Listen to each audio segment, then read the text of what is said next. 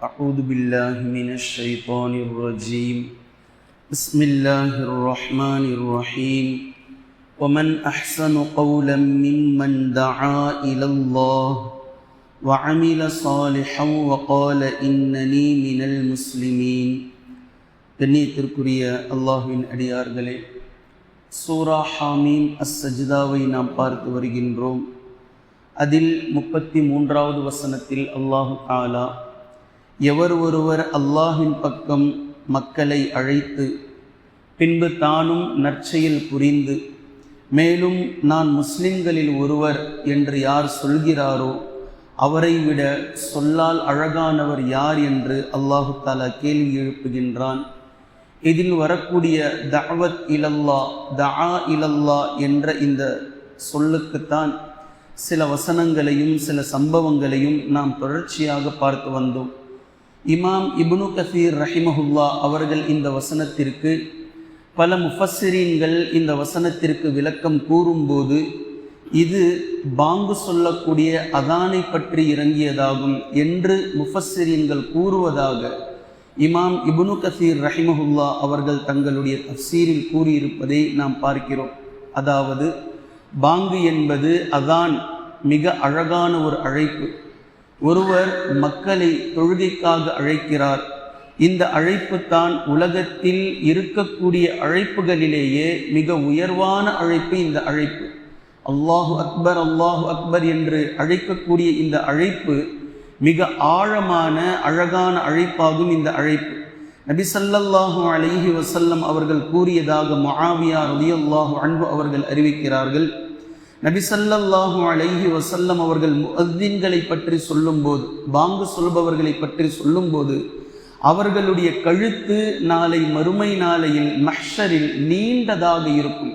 அதாவது யாரெல்லாம் இந்த உலகத்தில் அதான் சொல்லி மக்களை அழைத்தார்களோ, அதை தங்களுடைய பணியாக எடுத்துக்கொண்டார்களோ, இவர்களுடைய கழுத்து நாளை மறுமை நாளையில் ஏனைய நபர்களை விட உயர்வானதாக இருக்கும் என்று நபி ஸல்லல்லாஹு அலைஹி வஸல்லம் அவர்கள் கூறிய ஹதீஸ் சஹீஹ் முஸ்லிமில் 631வது இலக்கத்திலே நீங்கள் காணலாம். இதே போன்று இதே அறிவிப்பில் அபூ ஹுரைரா ரலியல்லாஹு அன்ஹு அவர்கள் அறிவிக்கிறார்கள், உங்களுக்கு மத்தியில் உங்களுக்கு இமாமத் செய்பவர் உங்களுடைய பொறுப்பாளி ஆவார். உங்களுக்கு மத்தியில் உங்களுக்காக தொழுகைக்காக அழைக்கக்கூடிய முஅத்தின் என்பவர் உங்களுக்கு நம்பகமான அமீன் ஆவார் என்று கூறிவிட்டு நபி ஸல்லல்லாஹு அலைஹி வஸல்லம் அவர்கள் தொடர்ந்து இப்படி துஆ செய்தார்கள், யா அல்லாஹ், இமாம்களின் பாவங்களை நீ மன்னித்து விடு, அவர்களுக்கு நேர்வழி காட்டுவாயாக. மேலும் முஅத்தின்களின் பாவங்களை நீ மன்னித்து விடுவாயாக என்று நபி ஸல்லல்லாஹு அலைஹி வஸல்லம் அவர்கள் துஆ செய்த இந்த ஹதீஸ் ஜாமிஉ திர்மிதியில் 191வது இலக்கத்தில் இருப்பதை நீங்கள் காணலாம்.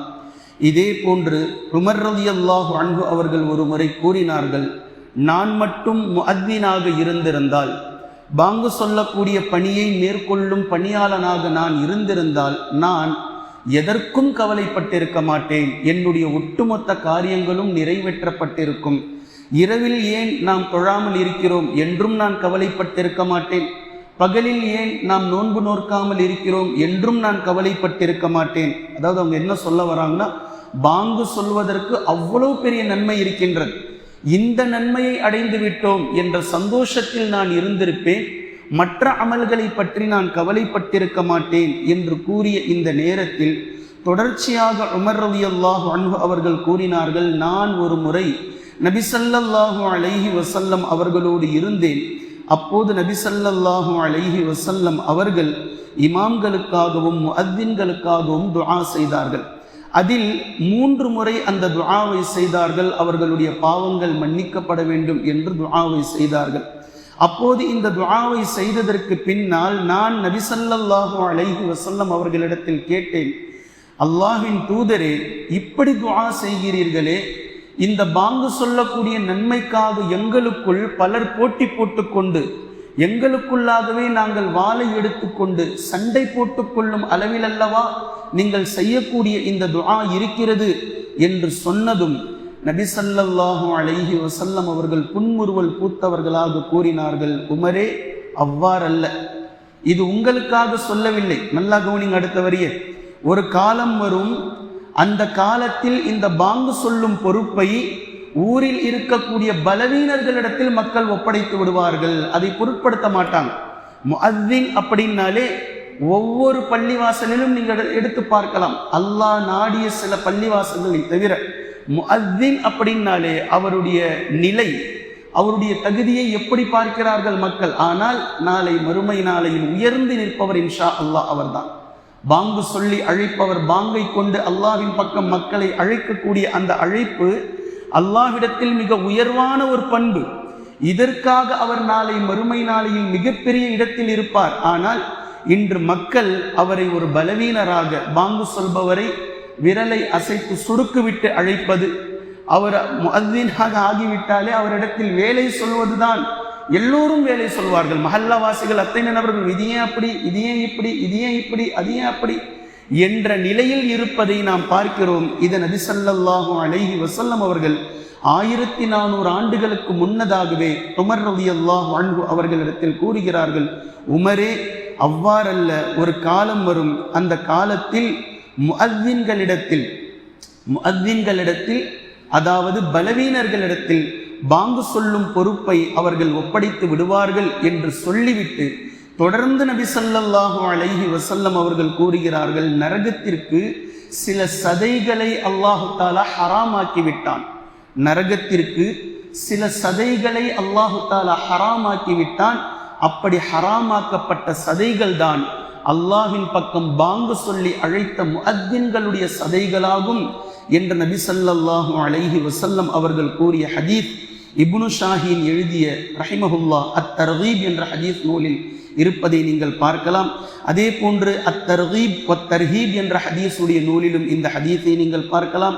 இமாம் இப்னு கஸீர் ரஹிமஹுல்லா அவர்கள் எழுதியிருக்கக்கூடிய முஸ்னத் அல் ஃபாரூக் என்ற ஹதீஸ் கிரதத்திலும் இந்த ஹதீஸ் இருப்பதை நீங்கள் காணலாம். கண்ணியத்திற்குரிய அல்லாஹ்வின் அடியார்களே, ஆயிஷா ரலியல்லாஹு அன்ஹா அவர்கள் இந்த வசனத்திற்கு விளக்கம் கூறக்கூடிய நேரத்தில் யார் ஹய்யா அலஸ் ஸலா என்று அழைக்கிறாரோ அவரை குறித்து தான் இந்த வசனம் இறங்கியது. அவர்தான் தொழுகையின் பக்கம் மக்களை அழைக்கிறார் என்று ஆயிஷா ரலியல்லாஹு அன்ஹா அவர்கள் கூறுகிறார்கள். இந்த கருத்தை இப்னு உமர் ரலியல்லாஹு அன்ஹு அவர்களும் தாபிகளில் வந்த இக்ரிமா ரஹிமஹுல்லா அவர்களும் இந்த கருத்தை ஏற்றுக்கொள்கிறார்கள். ஆனாலும் இமாம் இப்னு கஸீர் ரஹிமஹுல்லா அவர்கள் கூறுகின்றார்கள், இந்த வசனம் பொதுவானது.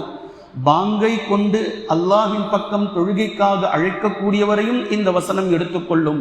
பொதுவாக தஅவா செய்து அல்லாஹ்வின் பக்கம் அழைக்கக்கூடிய எல்லா தாயிகளையும் இந்த வசனம் எடுத்துக்கொள்ளும் என்று கூறிவிட்டு அவர்கள் சொல்கிறார்கள், இந்த வசனம் இறங்கிய நேரம் மக்காவில், அதாவது ஹிஜ்ரத்துக்கு முன்னால் இறங்கியது இந்த வசனம்.